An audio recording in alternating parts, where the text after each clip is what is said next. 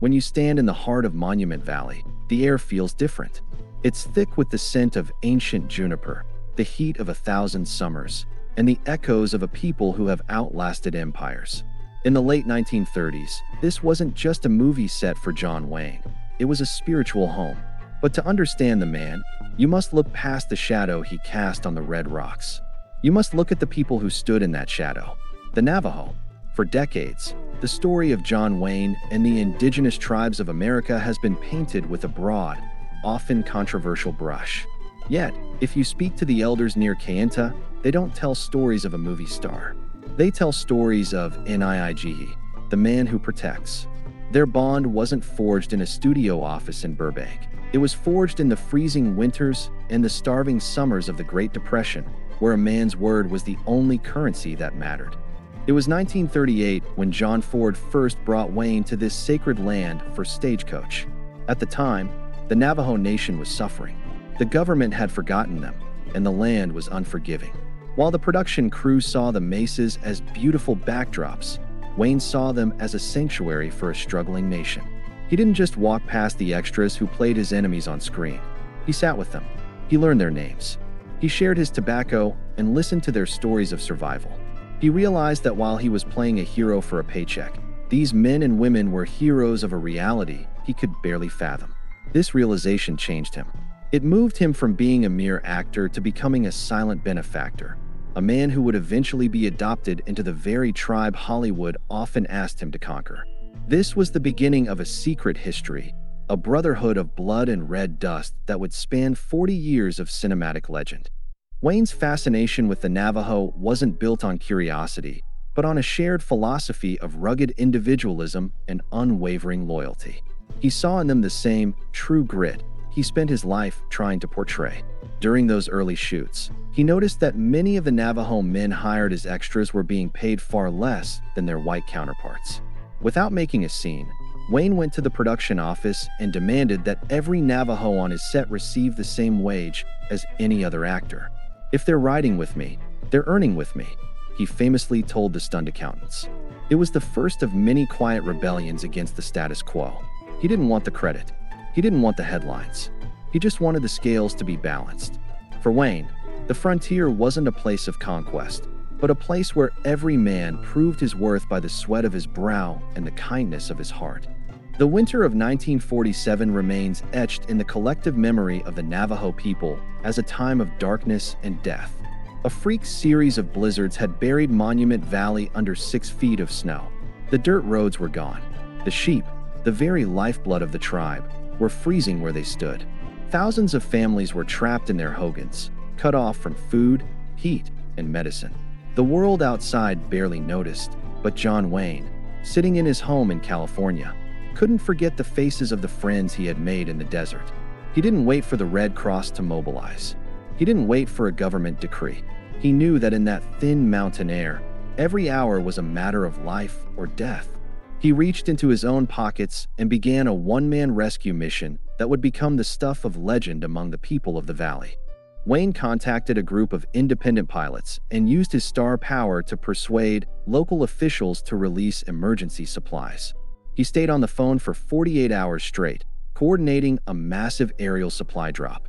Tons of hay for the starving livestock, crates of food for the families, and life-saving penicillin were loaded into cargo planes. As the planes hummed over the silent, white mesas, the Navajo looked up to see survival falling from the sky. Wayne wasn't there for the cameras. He didn't send a film crew to capture his charity. He sat in his office, praying that the crates landed where they were needed. To this day, the descendants of those survivors tell of the iron bird that brought them back from the brink of extinction. They knew who was behind it. They knew the man who had promised to protect them had kept his word, even from 1,000 miles away. This act of defiance against the elements cemented his status as more than an actor. He became a tribal elder in the eyes of the Navajo. When he returned to the valley for his next film, he wasn't greeted as a celebrity. He was greeted as a brother. The tribe honored him with a private ceremony, one rarely seen by outsiders. They gifted him a turquoise and silver necklace, a symbol of protection and kinship. Wayne wore that necklace in his private life with more pride than any Oscar he ever won. He understood that the greatest role he would ever play wasn't Ethan Edwards or Nathan Brittles. It was being the man the Navajo could depend on when the world turned cold. This part of his story is often omitted from the history books because it doesn't fit the narrative of a simple cowboy and Indian conflict. It's a story of a human bridge built across a divide of suffering and mutual respect.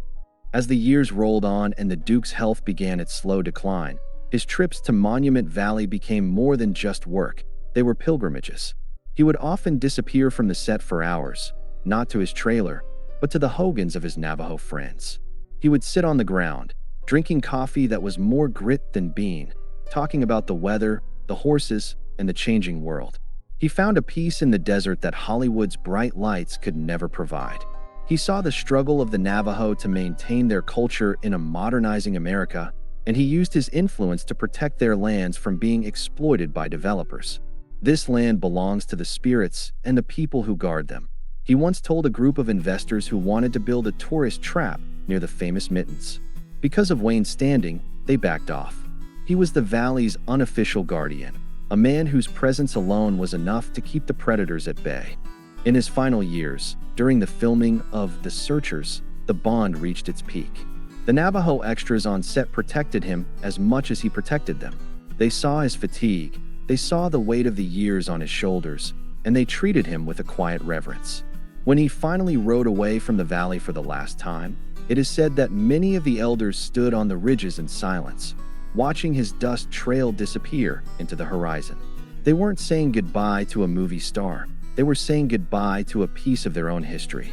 John Wayne died in 1979, but in the heart of the Navajo Nation, the Duke never truly left.